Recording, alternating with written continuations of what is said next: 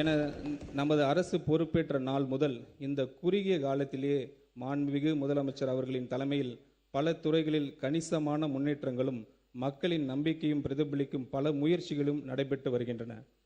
தமிழக வெற்றி கழகத்தின் வெற்றி என்பது ஒரு கட்சியின் தனிப்பட்ட வெற்றி அல்ல, ஒட்டுமொத்த தமிழக மக்களின் வெற்றி அது.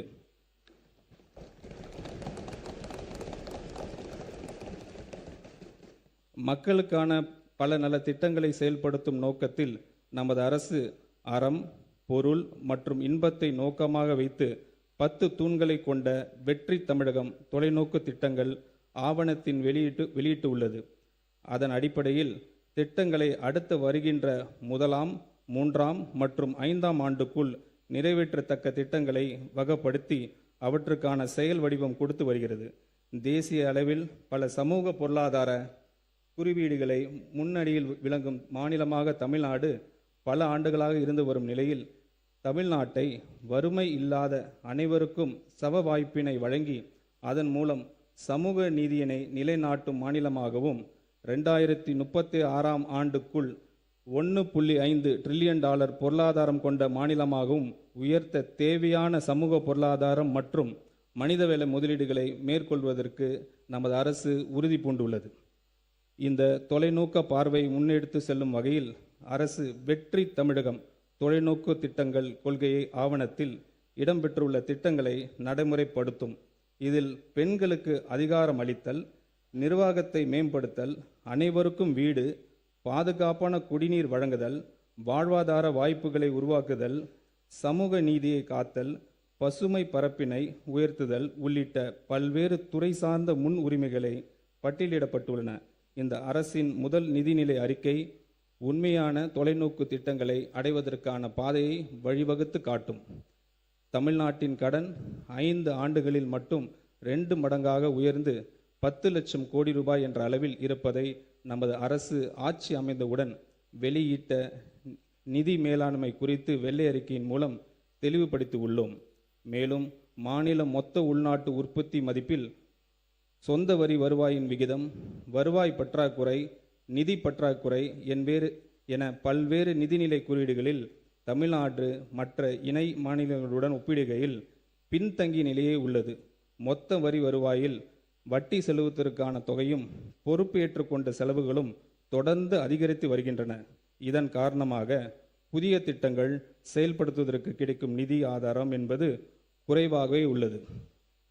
இப்படிப்பட்ட ஒரு இக்கட்டான சூழ்நிலையில் மக்கள் தேர்வு செய்யப்பட்ட நமது அரசானது மக்களுக்கு கொடுத்த வாக்குறுதிகளை படிப்படியாக நிறைவேற்றும் அதே வேளையில் மாநிலத்தை இந்த நிதி நெருக்கடியில் இருந்து மீட்பதற்கு பல்வேறு முயற்சிகளை எடுத்து வருகிறது. முதலாவதாக பொது டெண்டர்களில் கான்ட்ராக்டரிடம் கேட்கப்படும் தேவையற்ற சான்றிதழ்கள் மேண்டேட்டரி சப்மிஷன் அந்த டெண்டர்கள் போட்டி இல்லாதவாறு மாற்றியுள்ளன. இதை கலைத்து நமது அரசு டெண்டர்களில் வெளிப்படைத்தன்மை கொண்டு வந்துள்ளது. இரண்டாவதாக பல அரசு துறைகளில் அந்த துறையின் கீழ் பதிவு செய்யப்பட்ட கான்ட்ராக்டர்ஸ் மட்டுமே டெண்டர்களில் பங்கேற்க முடியும் என்று இருந்த நிலையை மாற்றி எந்த ஒரு துறையிலும் பதிவு செய்துள்ள கான்ட்ராக்டர்ஸ் தகுதி இருந்தால் பிறர் துறைகளிலும் டெண்டர்களில் பங்கேற்க முடியும் என்ற நிலையை அரசு கொண்டு வந்துள்ளது.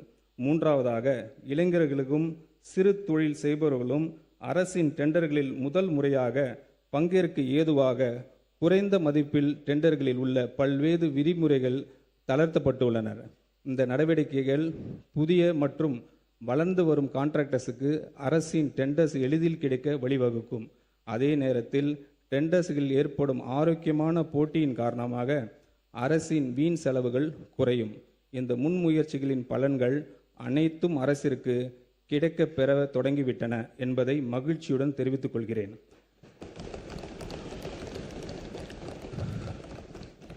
நமது அரசு பொறுப்பு ஏற்பதற்கு முன் டெண்டர்களின் மதிப்பீடுகளில் ஒரு பெரும் பகுதி சில தனிநபர்களுக்கும் சில கட்சிகளுக்கும் சென்றதை முழுமையாக தடுத்து நிறுத்தி ஒப்பற்ற சாதனையை நமது மாண்புமிகு முதலமைச்சர் அவர்கள் செய்திருக்கிறார். மேலும் பல அடுக்கு மற்றும் உயரமான அடுக்குமாடி குடியிருப்புகளை கட்டுவதற்கான திட்ட அனுமதியை பெற அரசிடம் வர வேண்டும் என்ற நிலையை நமது மாண்புமிகு முதலமைச்சர் மாற்றியுள்ளார். இந்த அனுமதி அதிகரிப்பு பகிர்ந்து அளிப்பின் மூலம் டெலிகேஷன் ஆஃப் பவர்ஸ் சென்னை பெருநகர் வளர்ச்சி குழுமத்தின் நிலையிலேயே பெற்றுக்கொள்ள ஆணையிட்டுள்ளார். இதன் மூலம் திட்ட அனுமதியை பெறுவதற்கு நிலவி வந்த ஊழலை முற்றிலும் அகற்றியுள்ளார்.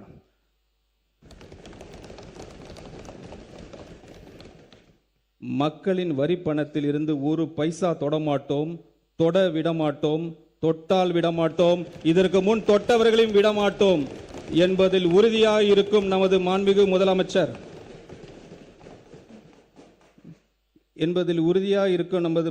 முதலமைச்சரை கண்டாலே, அவரின் பெயரை கேட்டாலே ஊழல்வாதிகள் அஞ்சி நடுங்கி ஓடி ஒழிவதை நாம் நிரந்தரம் பார்த்து கொண்டுதான் இருக்கிறோம்.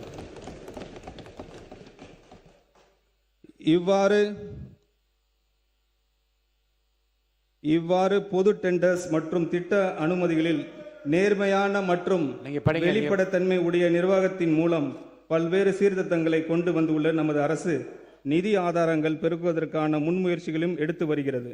இவற்றின் ஒரு பகுதியாக மதுபான உற்பத்தி ஆலைகளுக்கான கூடுதல் சிறப்பு கட்டணத்தை அரசு அண்மையில் விதித்துள்ளது. இதன் மூலம் அரசுக்கு ஒரு ஆண்டுக்கு 1000 கோடி ரூபாய் வரை வரவு எதிர்பார்க்கப்படுகிறது. அதேபோல் சரக்கு மற்றும் சேவை வரிகளில் நேரடியாக தொடர்புற்ற ஃபேஸ்லெஸ் மதிப்பீடு, பதிவுத்துறையில் நேரடி தொடர்பு, ஃபேஸ்லெஸ் பத்திரப்பதிவு, சுரங்க நடவடிக்கைகள் கண்காணிப்பு, முடிவான எண்ட் டு எண்ட் கம்ப்யூட்டரைசேஷன், தகவல் தொழில்நுட்பத்தின் உதவியுடன் பல முன்னெடுப்புகள் அரசு எடுத்து வருகிறது. இதன் மூலம் அரசுக்கு கூடுதலாக கிடைக்கும் வருவாய் ஏறத்தாழ 15,000 கோடி ரூபாய் வரை இருக்கும் என எதிர்பார்க்கப்படுகிறது. இதன் மூலம் பல வெற்றி திட்டங்களை செயல்படுத்த முடியும்.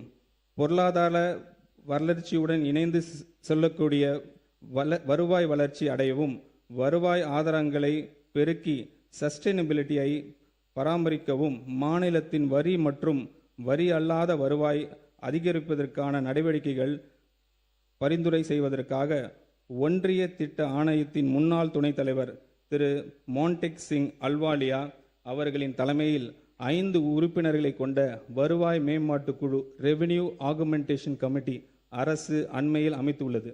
இதன் மூலம் மாநிலத்தின் நிதி சுயேட்சை பலப்படுத்தி அதன் சமூக பொருளாதார வளர்ச்சியை கடமைகளை நிறைவேற்ற தேவையான நிதி ஆதாரங்களை உருவாக்குவதை அரசின் நோக்கமாகும். பள்ளி கல்வி. கேடில் விழிச்செல்வம் கல்வி ஒருவருக்கு மாடல்ல மற்ற எவை. கல்வியே ஒருவருக்கு அழிவு இல்லாத சிறந்த செல்வமாகும். கல்வி கற்றலில் சிறந்த விளங்கி வெற்றி பெற்றவர்களுக்கு நற்சான்றுகளையும் உதவித்தொகையும் வழங்கி கௌரவிப்பவர் நமது மாண்புமிகு முதலமைச்சர் அவர்கள். அவரது தலைமையிலான அரசு 43 லட்சத்திற்கு மேற்பட்ட மாணவர்கள் பயிலும் அரசு பள்ளிகளை நிர்வகித்து வருகிறது. இந்த பள்ளிகளில் தூய்மையான மற்றும் பாதுகாப்பான கற்றல் சூழலை உறுதி செய்வது என்பது மாணவர்களின் தரமான கல்வி பெறுவதற்கு அவர்களின் நலனுக்கு அவசியமாகும். தற்போது அரசு பள்ளிகளில் தொழில்முறை தூய்மை பராமரிப்பு மற்றும் பாதுகாப்பு சேவைகள் வழங்குவதற்கான ஒருங்கிணைத்து நடைமுறை இல்லாத நிலையில் கருத்தில் கொண்டு சூப்பர் கிளீன் சூப்பர் கேம்பஸ் திட்டத்தினை அரசு செயல்படுத்த உள்ளது.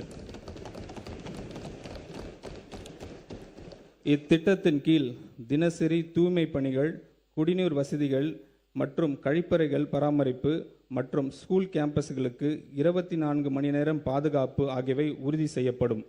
இதன் மூலம் நமது சூப்பர் சிஎம் ஆட்சியில் சூப்பர் சேஃப்டி, சூப்பர் ஸ்டூடெண்ட் மற்றும் சூப்பர் கேம்பஸ் உறுதி செய்யப்படும்.